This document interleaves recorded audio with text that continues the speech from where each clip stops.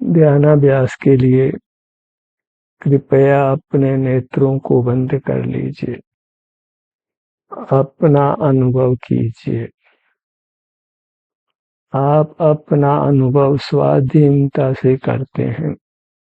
उसमें इंद्रियों की, कर्म की, प्रकाश की, अन्य किसी पदार्थ की सहायता की आवश्यकता नहीं है। जहाँ स्वाधीन परिणमन है वहाँ निराकुलता है। और जब अपना अनुभव नहीं करते तो फिर हम कर्माधीन जीते हैं। ज्ञान, राग, अन्य चित्र विचित्र परिणाम कर्माधीन होते हैं। हमको ऐसा लगता है कि अनुभव नहीं करने पर हम स्वाधीन रूप से परिणमन करते हैं, पर ऐसा बिल्कुल नहीं है। जहाँ हम स्वरूप से च्युत होते हैं, अपना अनुभव नहीं करते, वहाँ ज्ञान भी पराधीन है। इंद्रियादि के अधीन है, ज्ञान आवरण कर्म के क्षोक्षम के अधीन है, प्रकाश के अधीन है। और जो पराधीन भाव है वह जीव का स्वभाव नहीं है। जहाँ ज्ञान है वहाँ मोह कर्म का उदय है, रागादिक है, नूतन कर्मों का बंधन है। अपने अनुभव से च्युत जीव पूरी तरह कर्माधीन है, पराधीन है। और जहाँ पराधीनता है वहाँ दुख है। बंधन है वहाँ दुख है। जहाँ अपना अनुभव नहीं है वहाँ कर्म का बंधन है, कर्म का उदय है और औदैक भाव है। चित्र विचित्र परिणमन करता है, नाना स्वांग धरता है, बहुरूपिया होता है। फिर बाहर रागादिक का दुख है और शरीर में वेदना होती है तो शारीरिक दुख है। सब दुखों से मुक्त होने के लिए बहुरूप या परिणमन नहीं हो, पराधीन परिणमन नहीं हो, उसके लिए अपना अनुभव करते हुए रहिए। अन्यथा पराधीनता है और दुख है। सिर से पैरों तक हमको अपना अनुभव होता है, बस बाहर से दृष्टि हटानी होती है। अपना अनुभव करने की भावना हो तो फिर वितरागता होती है, निराकुलता होती है और अनुभव सुख का भोग होता है। स्वाधीन परिणमन करने से ही जीव कर्मों के बंधन से मुक्त होकर निर्वाण को पाता है। अहोरात्रि अपना अनुभव करते हुए रहने की ही भावना करिए, प्रयत्न करिए। अनुभव शून्य नहीं रहना है। जो सुख की कामना है तो स्वानुभव शून्य नहीं रहना है। अपना संवेदन भले ही वेदना रूप हो पर वह स्वाधीन है। स्वाधीनता से दुख भोगा हुआ भी अच्छा है और पराधीनता से सुख भोगा हुआ भी बुरा है। भले हमको ऐसा लगे कि पराधीनता में सुख है, पर वो कभी कदाचित है। स्वाधीन रहने से होने वाले सुख की उससे तुलना नहीं की जा सकती है।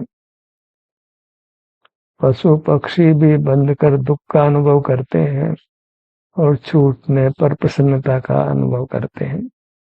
जहाँ बंधन है वहाँ स्वाभाविक परिणमन नहीं है, अपने सुख स्वभाव का घात है। अपना अनुभव नहीं करने पर फिर जो भी परिणाम होता है वह कर्माधीन है। ज्ञान भी कर्माधीन होता है और जो कर्माधीन है वह जीव का स्वभाव नहीं है। अपने अनुभव से च्युत होने पर ही हमको ज्ञान होता है। ज्ञान पर का है, यह विकल्प रूप है, स्मरण रूप है। जहाँ ज्ञान है वहाँ राग है, द्वेष है, मोह है, भौतिक शरीर का बंधन है, शारीरिक वेदना है। जीव की स्थिति अत्यंत दुखदायक होती है, भयावह होती है, यदि वह अपने अनुभव रूप नहीं रहता है। धर्मोपदेश इतना ही है कि हम अपना अनुभव करते हुए रहें। अपना अनुभव करते हुए रहता है तो शीघ्र ही सकल कर्मों का क्षय होकर परमात्म दशा को पा लेता है। और अपना अनुभव नहीं करता है तो फिर चित्र विचित्र परिणमन करता है। फिर स्वतः ही इंद्रिय ज्ञान होता है, रागादिक परिणमन होते हैं, मूर्छा का बंधन है और नाना चित्र विचित्र परिणाम होते हैं और जीव उनको स्वाधीन परिणाम मान लेता है और स्वतंत्र रूप से परिणमन करता है।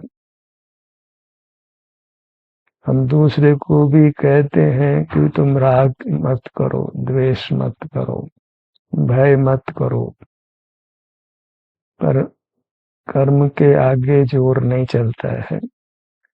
जैसे मनुष्य हम स्वाधीन नहीं हुए, कर्माधीन हुए हैं। नाना गतियों में जीव उत्पन्न होता है, मक्खी, मच्छर, कुत्ता, बिल्ली, ऐसे नाना शरीर को धारण करता है, वह कर्माधीन है। इसी प्रकार ज्ञान को भी कर्माधीन जानना चाहिए। अपना अनुभव नहीं करने पर ही जगत का ज्ञान होता है। जीव सबसे बड़ी भूल करता है ज्ञान को अपना स्वभाव मानने की, और कर्म क्षय होने पर भी जीव को ज्ञान होता है।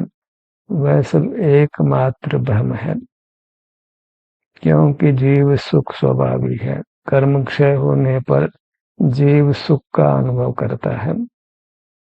कर्म का बंधन है और जीव अनुभव नहीं करता है तो फिर ज्ञान होता है। रागादिक दोष होते हैं, मनुष्य आदि पर्याय होती है। कोई उड़ लेता है, कोई दौड़ लेता है, कोई पानी में तैर लेता है, कोई ऊपर से कूद कर भी सुरक्षित रहता है। नाना स्थितियां बनती हैं, सब कर्माधीन होती हैं। उनको अपना स्वभाव नहीं मानना है, वे सब दुख रूप हैं। जहाँ अपने अनुभव से सुख होता है तो अपना अनुभव नहीं करने पर दुख होता है। ज्ञान होता है वह भी दुख ही है। जहाँ सुख नहीं है वहाँ ज्ञान है, राग है, द्वेष है, मनुष्य आदि पर्याय है, चलना फिरना, उड़ना कूदना दौड़ना, ये सब दुख रूप है। ज्ञान में दुख होता है ऐसा सहज ही सावधान नहीं होता है। ज्ञान के साथ अविनाभावी दुख होता है। ज्ञान दुख रूप ही होता है, क्योंकि वह अपना अनुभव नहीं करने पर होता है, सुख से च्युत होने पर होता है। और सुख से च्युत होने पर जो भी होता है वह दुख रूप जानो। अपना अनुभव जब जीव नहीं करता है तो जितने भी चित्र विचित्र परिणाम है उनको एक दुख संज्ञा दे सकते हो। ज्ञान भी दुख है, राग भी दुख है, भय भी दुख है, शोक भी दुख है, सब संज्ञाएं दुख है, कषाय दुख है, पाप परिणाम दुख है, मूर्छा का बंधन दुख है, सब दुख ही दुख है। सुख की कामना है तो अपना अनुभव करिए, अपने को अपने तक सीमित रखिए, सिमट कर रहिए, सिर से पैरों तक ही बने रहिए, भले ही शरीर में वेदना का अनुभव क्यों न हो। स्वाधीनता से दुख होगा वह भी अच्छा है, और पराधीनता से विसर्जन सुख भी मिलता हो तो वह अच्छा नहीं है। विषय जनित सुख को सुख नहीं मानना है, वह कदाचित होता है खाज को जाने के समान, पर शीघ्र ही घोर दुख में बदल जाता है। खाज को जाने का सुख कोई सुख नहीं है, वो तो खाज होने पर जो खाज मिटाने का प्रयत्न है उसमें सुख सा लगता है, पर वह वास्तव में सुख नहीं है। भूख लगी हो, भूख का दुख हुआ हो तो भोजन सुखद लगता है, पर वह सुखद ही हो तो निरंतर भोजन करने पर सुख होना चाहिए। अनुभव नहीं करने पर ज्ञान से लगाकर जितने भी जीव में परिणाम होते हैं सबको दुख संज्ञा है, अनुभव को सुख संज्ञा है, और अनुभव से च्युत होने पर ज्ञान आदि सब परिणाम दुख रूप है, आकुलता रूप है। अनुभव ही निराकुलता रूप है। और वेदना होने पर भी जब जीव उसको शांति से भोगता है, स्वाधीन भोग है ऐसा मानकर प्रसन्न चित्त से वेदना को भोगता है, तो वेदना को भोग कर वह कर्म से मुक्त हो जाता है। फिर केवल सुख का ही अनुभव होता है, और फिर अनुभव निर्बाध होता है।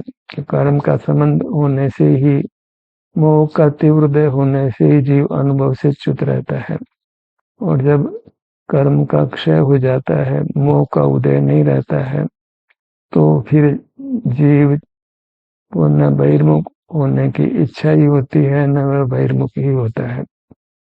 बहिर्मुखता कर्माधीन है, कर्म का उदय नहीं हो तो बहिर्मुखता नहीं होती है, ज्ञान नहीं होता है। बहिर्मुखता नाम ज्ञान का है, अनुभव ज्ञान रहित परिणाम है, वहाँ केवल सुख है। सुख का प्रतिपक्ष नाना चित्र विचित्र परिणाम है ज्ञान से लगाकर,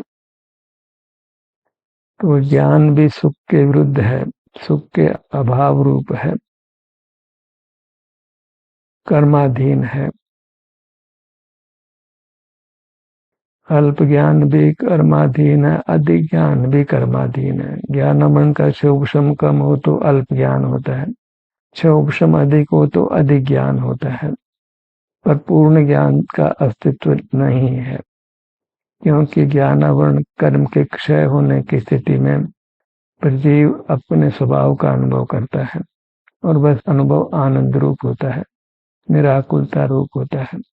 एक और सुख है और दूसरी ओर नाना विचित्र विचित्र परिणाम एक ही पर्याय में होते हैं। जीव सुख स्वभावी है और सुख का अनुभव नहीं करता है, फिर नाना विभाव रूप परिणमन करता है, और अज्ञान से जीव उनको अपनी शक्ति मान लेता है।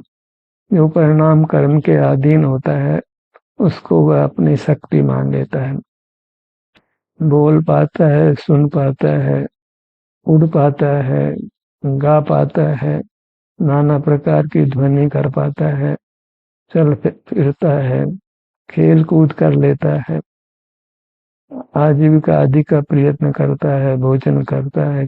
बहुत सारी बातें जीव में घटती हैं, वह सब अपने स्वरूप से च्युत होने पर घटती हैं, और वो सब कर्माधीन होती हैं। बीमार होते हैं, अधिक बीमारी हो जाती है, मरण हो जाता है, सब कर्माधीन है। और स्वानुभव में ये सब विभाव परिणाम से जीव मुक्त होता है। एक असता वेद में कर्म के उदय को तो भोगना पड़ता है, अन्य ज्ञानादि रागादिक परिणाम नहीं होते हैं। हमें अपना अनुभव करते हुए रहना है, चाहे वेदना क्यों न हो। बाहर में खुद आर्थिक हानि का प्रसंग भी बनता हो तो वह हानि भोग लेने जैसा है। जैसे अनुभव से व्यापार का समय कम कर पाते हो तो उसे ऐसा लगता है कि आर्थिक नुकसान होगा, तो वह नुकसान भोगना भी अच्छा है। वह लाभ हानि भी कर्माधीन ही होने वाले हैं, इसलिए हमको अनुभव से च्युत नहीं होना है। अनुभव नाम ही ध्यान का है, ध्यान का अभ्यास का है, अपने में रमणता करने रूप है, सर्वांग में अपनी मूर्त में ही विचरण करने का नाम है। बाहर से हटकर अपने भीतर रहना है। मोह कर्म के वश में नहीं होना है। अनुभव करते हैं तो मोह की सेना को जीतते हैं, अनुभव नहीं करते हैं तो फिर मोह कर्म हम पर साम्राज्य करता है, हम गुलाम होते हैं, अचेतन के गुलाम होते हैं। चेतन होकर मोह कर्म जो अचेतन है उसके गुलाम होते हैं और वही हम पर राज्य करता है। सब कुछ जीवन फिर उसके आश्रित चलता है। सर्व शक्तियां फिर कर्माधीन ही प्राप्त होती हैं। उनको शक्ति नहीं जानकर विभाव परिणाम जानना चाहिए। वैभाविक शक्तियों को हम शक्ति मानने का भ्रम करते हैं। वे सब कर्म की कृपा है जिससे संसार ही फैलता है, नाना दुखों को ही हम भोगते हैं। जो कुछ सुविधाएं हमको मूर्त कर्म प्रदत्त करता है, अनुभव से च्युत होने पर वे सब सुविधाएं रिद्धि रूप मानना चाहिए। उनको भोगने से हम दुख में जा पड़ते हैं। दुख नहीं भोगना चाहते हैं तो अपना अनुभव करते हुए रहना है और वह सुगम कार्य है। जी बाहर से हम नहीं जुड़ते हैं तो अपने मुहूर्त का, अपने आभ्यंतर शरीर का, आत्मिक शरीर का लक्ष्य बनता है और वहाँ जो भी सुख दुख की दशा है उसका अनुभव होता है। क्योंकि वह सुख दुख अपने शरीर में होता है इसलिए उसको शारीरिक सुख दुख संज्ञा है और शरीर शब्द केवल मूर्त शरीर के लिए ही प्रयुक्त करना योग्य नहीं है, क्योंकि जीव का भी अपना अमूर्त शरीर है। सुख दुख मूर्त शरीर में होता ही नहीं है, सुख दुख अपने अमूर्त शरीर में होता है। जब सुख दुख का अनुभव करने की बात कही जाती है, शारीरिक सुख दुख का अनुभव करने की, तो वहाँ स्वाधीनता से हम अपने पर्याय का अनुभव करते हैं, इसलिए वह मोक्ष मार्ग होता है। स्वाधीन परिणमन करना ही मोक्ष मार्ग है। शरीर में वेदना है उसका अनुभव करने के लिए कोई कर्म का क्षय उपशम नहीं चाहिए, इंद्रियां नहीं चाहिए, प्रकाश नहीं चाहिए, किसी का साहचर्य भी नहीं चाहिए। अपने पर्याय का हम स्वाधीनता से अनुभव करते हैं और मोक्ष नाम स्वाधीनता का ही है। तो एक अंश में हम मुक्त हो जाते हैं जब हम अपना अनुभव करते हैं। एक देश मोक्ष जानना चाहिए। सर्व देश मोक्ष सर्व कर्म का क्षय होने पर होता है।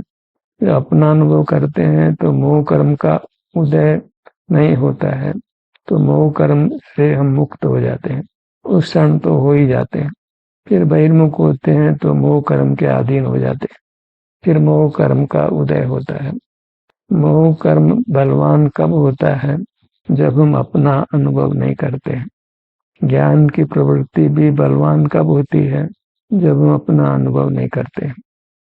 ज्ञान का होना, मोह का होना, मनुष्यादि पर्यायों का होना जो अच्छा नहीं है, वह सब संसार का स्वरूप है।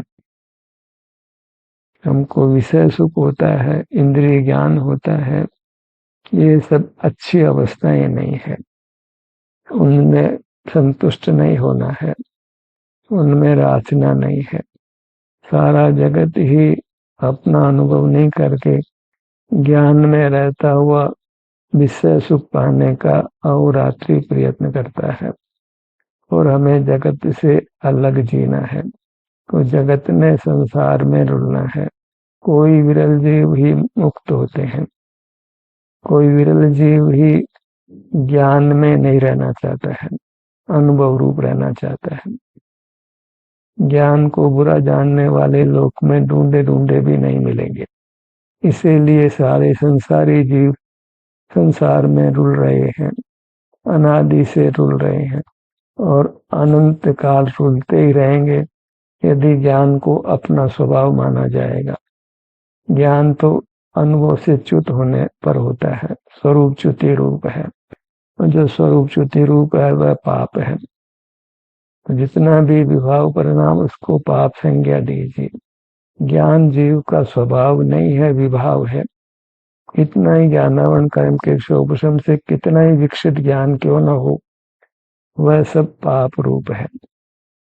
जिसको ये समझ आ गया, जीव बहुत संतुष्ट होता है। उस समझ का लोभ छोड़कर हमें अपने अनुभव रूप रहना है।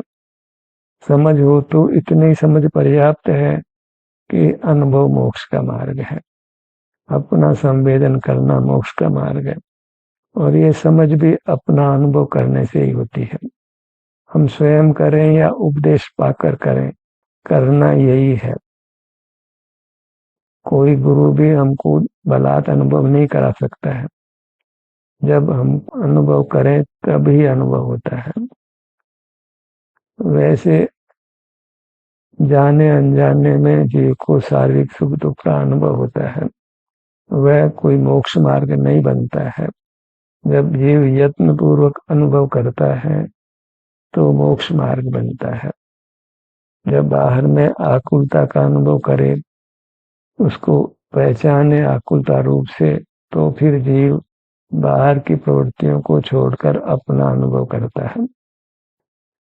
सामान्य जीव ज्ञान में होने वाली आकुलता को नहीं पहचानते हैं, इसलिए ज्ञान में बने रहते हैं। और ज्ञान का प्रतिपक्ष स्व संवेदन है, उसको भी नहीं पहचानते हैं। वह स्व संवेदन शारीरिक सुख दुख के अनुभव रूप है। तो वह शारीरिक सुख सही में ही जीवों को होता हुआ लगता है। वहाँ अपना अमूर्त शरीर है, उसमें सुख दुख होता है, उसको ही शारीरिक सुख दुख संज्ञा है। उसको दूसरे शब्दों में आत्मिक सुख दुख भी कह सकते हैं। और आत्मा कहने से भाव वासन यथार्थ नहीं होता है। शरीर कहने से ही अपना रूप लक्षित होता है, क्योंकि आत्मा कहने से कोई निर्दिष्ट आकार नहीं होने से आत्मा की प्रतीति नहीं होती है। क्योंकि आत्मा कभी मनुष्य होता है, कभी पशु होता है, कभी पक्षी होता है, नाना आकारों को धारण करता है। तो उससे आत्मा का ग्रहण करना कठिन होता है। शरीर रूप से आत्मा को ग्रहण करे संवेदन रूप से, तो हमको मोक्ष मार्ग बनता है। क्योंकि इंद्रिय ज्ञान में खड़े जीव को शरीर नाम से मूर्त शरीर ही भाषित होता है। वह अपने आभ्यंतर अमूर्त शरीर को नहीं पहचान पाता है। इसी कारण से उसका अनुभव नहीं कर सकता है। अनुभव होने पर भी उसको अनुभव का सिद्धांत जागृत नहीं होता है। ऐसा सम्यक ज्ञान नहीं होता है कि ये मेरा अनुभव है, ये आभ्यंतर शरीर में होने वाले सुख दुख का अनुभव है, यह आभ्यंतर शरीर मेरा है। तो यही आत्मा है, यही परमात्मा है। जो अपनी मूर्त है, अनुभव गोचर है, वही हमारे लिए आराध्य परमात्मा है। कोई पूजा करना चाहे तो अपने आभ्यंतर शरीर की पूजा करो, वही आपको आनंद देने वाला है। उससे जुड़कर ही सम्यक ज्ञान होता है। पर उस पूजा की कोई आवश्यकता बनती नहीं है, क्योंकि पूजा मोक्ष मार्ग नहीं है। हमें अपना अनुभव करना है, और वह अनुभव ही अपनी पूजा है, अपनी ख्याति है, अपना सम्मान है, स्वाभिमान है। मार्ग तो इतना ही है कि अपने को अपनी मूर्त का अनुभव करना है। अगर होते हैं हम अपने क्षेत्र के, वह मोक्ष मार्ग है। पर वस्तु के क्षेत्र के सन्मुख होते हैं, वह व्यभिचार है, कुशील है, पाप है, ज्ञान है। उसके साथ नियम से आकादिजन आकुलता है। कर्म का बंधन होकर फिर हम नाना गतियों को प्राप्त करते हैं, तुच्छ क्षुद्र योनियों में जन्म लेते हैं, और वहाँ कर्म की पराधीनता कई गुना अधिक हो जाती है। और इससे भी अधिक गिरकर फिर हम त्रस्वी नहीं होकर एक इंद्रिय होते हैं, जहाँ से फिर निकलना ही असंभव जैसा होता है। एक बार एक इंद्रिय में गए तो फिर अनंत काल जैसा बीत जाता है, तो भी जीव त्रस्त नहीं हो पाता है, दो इंद्रिय नहीं हो पाता है। मनुष्य होना तो बहुत दूर रहो, हम मनुष्य होकर भी मोक्ष मार्ग को नहीं पहचानते हैं। कोई उपदेश दे तो भी जीव ग्रहण नहीं करता है। ऐसी संसार की विकट स्थिति है। कोई कोई जीव ही अनुभव करता है, अनुभव के मार्ग की चर्चा करता है, उस चर्चा में रुचि लेता है, उस चर्चा को सुनता है। क्योंकि अनुभव हमको अपने आभ्यंतर शरीर का करना है और प्राय शरीर के रूप में मूर्त शरीर का ही जीव इंद्रिय ज्ञान से ग्रहण करते हैं और फिर उसका अनुभव करने के बाद उसको स्वीकार नहीं होती है, क्योंकि वह परद्रव्य है और वह लेकर हम नहीं आए थे और लेकर नहीं जाएंगे। पर वहीं पर हमारा आत्मिक शरीर है, आभ्यंतर शरीर है, जिसको हम लेकर आए थे और लेकर जाएंगे, और वही शरणभूत है। उसकी शरण को हम नहीं पहचानते। शरीरम शरणम पवज्जामि, कोई ऐसा बोले तो प्राय जीव को वह स्वीकार नहीं होता है, क्योंकि शरीर से वह केवल मूर्त शरीर का ही ग्रहण करता है। मार्ग तो इतना ही है कि हमको अपने शरीर का अनुभव करना है। बाह्य शरीर का, मूर्त शरीर का अनुभव नहीं होता है। अनुभव की अर्थ में आभ्यंतर शरीर को ही लेना चाहिए, क्योंकि उसी का अनुभव होता है। मार्ग इतना ही है कि शरीर का अनुभव करना है और वह शारीरिक सुख दुख रूप होता है। इसका उपदेश भी प्राय प्राप्त नहीं होता है, इसलिए जीव मोक्ष मार्ग से वंचित ही रहते हैं। सीधा सुगम मार्ग है जो नहीं पहचानने से बाहर कितना ही मोक्ष मार्ग को जानने का, पाने का प्रयत्न करें तो बाहर है ही नहीं, तो मोक्ष मार्ग मिलने वाला भी नहीं है और भीतर शारीरिक सुख दुख के अलावा कुछ और होने वाला नहीं है। तो भीतर या शारीरिक सुख दुख का अनुभव करें या बाहर कर्माधीन जीते हुए संसार में रुलते रहें। उपदेश इतना ही है कि स्वानुभव करें और स्व का क्या अर्थ लेना है ये मुख्य है, नहीं वह भी पहेल ही रहता है। स्व का अर्थ अपना आभ्यंतर अमूर्त शरीर है, उसको आत्मिक शरीर कहें, स्पिरिचुअल बॉडी कहें, वह अपना स्वरूप है। अपने स्वरूप का अनुभव करना है, अर्थात अपने आभ्यंतर शरीर का अनुभव करना है, उसी अनुभव में लीन रहना है। क्योंकि शरीर सुख दुख रूप है, तो शरीर का अनुभव अर्थात शरीर के सुख दुख का अनुभव, इतना ही मोक्ष का मार्ग है। इसका उपदेश नहीं मिलने पर भी हमको इसकी परीक्षा कर इसको स्वीकार करना चाहिए और सिंह वृत्ति से जीना चाहिए। सारा लोग इस मार्ग को नहीं स्वीकार करेगा, हमें अकेले ही वन में सिंह की तरह विचरण करना है। वही वीरता है, सूरवीरता है, वही पुरुषार्थ का स्वरूप है और इसमें देर नहीं करना है, क्योंकि आयु किसी क्षण भी पूरी हो सकती है और आगे का कुछ भरोसा नहीं है। ध्यान का ये सत्र यही समाप्त होता है।